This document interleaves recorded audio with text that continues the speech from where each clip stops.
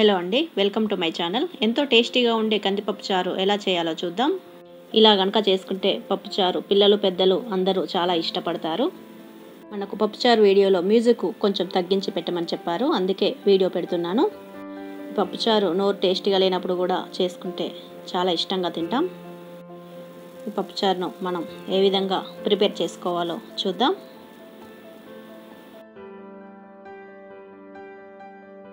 ముందుగా కుక్కర్లో ఒక బౌల్ కందిపప్పు తీసుకోవాలి. మనం కందిపప్పును వాష్ చేసుకొని ఇందులో ఒక హాఫ్ లీటర్ వాటర్ వేసుకోవాలి. 1/2 స్పూన్ పసుపు, ఒక 2 టేబుల్ స్పూన్ ఆయిల్. ఇప్పుడు మూత పెట్టి 4 to 5 విజిల్స్ వచ్చే వరకు ఉడకనివ్వాలి. ఇప్పుడు పప్పు ఉడికిపోయింది. మనకు దీన్ని మెత్తగా స్మాష్ చేసుకుందాం. మనం దీనికి ముందుగానే ఒక చిన్న సైజు నిమ్మకాయ అంత చింతపండును ఒక బౌల్లో నానబెట్టుకొని ఉంచాలి. చింతపండు ఎక్కువ అయితే పులుపుగా ఉంటుంది, చిన్న సైజు నిమ్మకాయ అంత అయితే సరిపోతుంది. దాని రసాన్ని తీసి మనం ఇందులో వేసుకుందాం.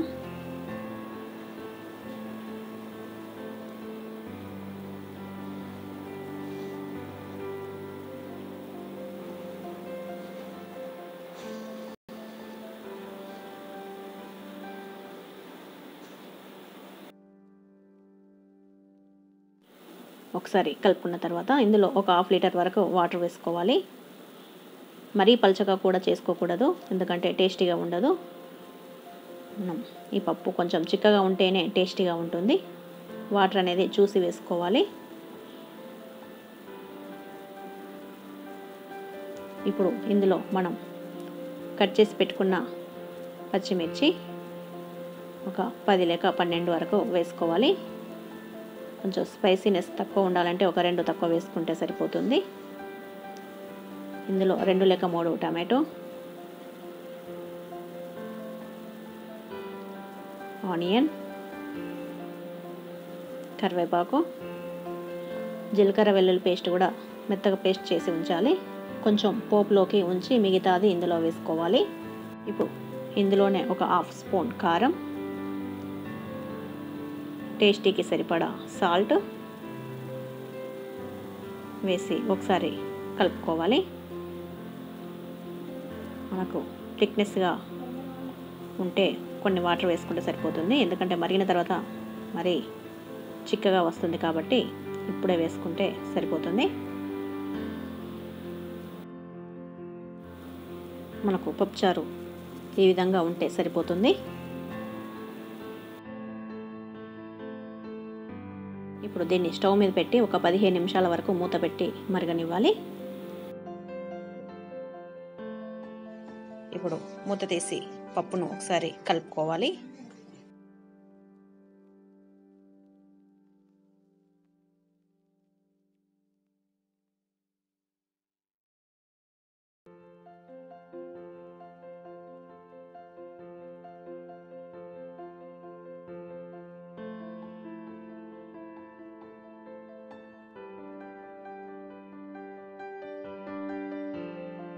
ఇప్పుడు పప్పు మరుగుతున్నప్పుడే ఇందులో ఒక 2 టేబుల్ స్పూన్ ఆయిల్ కూడా వేసుకోవాలి. ఇప్పుడు మూత తీసి పప్పుచారు మరిగిపోయింది. మనకు ఇందులో కట్ చేసి పెట్టుకున్న కొత్తిమీరను వేసి కలుపుకొని స్టవ్ ఆఫ్ చేస్తే సరిపోతుంది.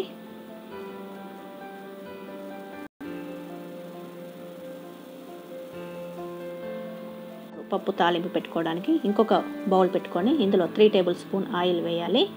ఇందులో ఒక 2 ఎండుమిర్చి,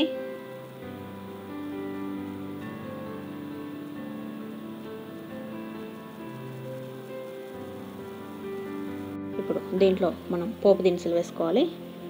మిరపగింజలు కూడా ఉంటే ఒక హాఫ్ స్పూన్ వేసుకోవాలి.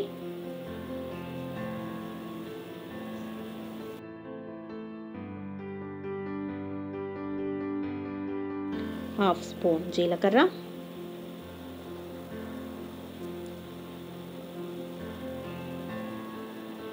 హాఫ్ స్పూన్ ఆవాలు,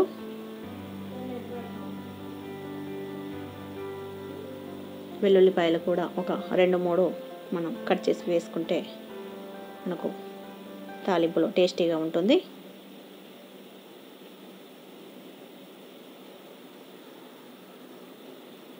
వెల్లుల్లిపాయలు మనం ఇందులోనే కచ్చపచ్చగా దంచి ఉన్న కొంచెం వెల్లుల్లి జీలకర్ర కూడా వేసుకోవాలి.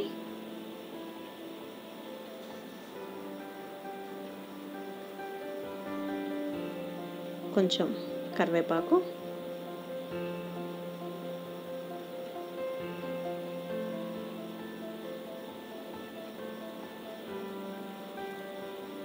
మనం ప్లేట్లో పెట్టి వేస్తే చిల్లకుండా ఉంటుంది. ఇందులోనే పావు స్పూన్ పసుపు వేసి స్టవ్ ఆఫ్ చేస్తే సరిపోతుంది.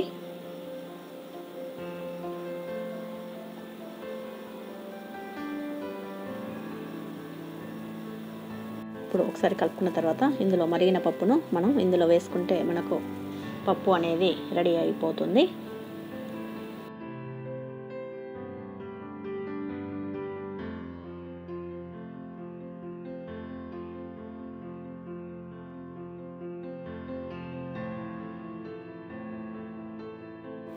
మనకు ఎంతో టేస్టీగా ఉండే పప్పుచారు రెడీ అయిపోయింది.